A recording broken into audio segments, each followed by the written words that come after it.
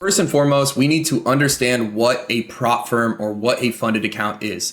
So I know it's going to sound pretty crazy when I introduce what a prop firm is or what a funded account is, because it sounds insane until you actually realize that there's a lot of money to be made in this. So let's say I think I'm good at trading, and there's a company with a whole bunch of money that says, oh, you think you're good at trading? Bet. Let's put some money on the line. I think that if you put up 200 of your own dollars to be able to pass this challenge, then the company is willing to bet on you and is willing to give you funding for you to trade on. And in turn, you will be able to get a percentage of the profit that you make on that account. And we keep 10 to 20%.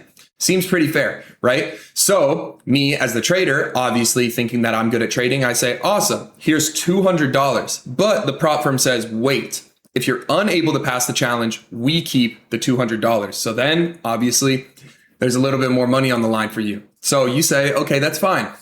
You get into the challenge. The challenge just says, hey, you have to hit a certain profit target without losing a certain amount of money. Okay. And as long as you can adhere to those rules, then we are going to pass you through to a funded account where you are going to be able to get a payout. Now, obviously, all of this sounds great and it might sound a little bit too good to be true. But at the end of the day, 90% of traders end up failing these accounts. And that's the crazy thing about this. So the prop firms are collecting a ridiculous amount of money from all these traders who are trying to pass these challenges in efforts to try and get a payout.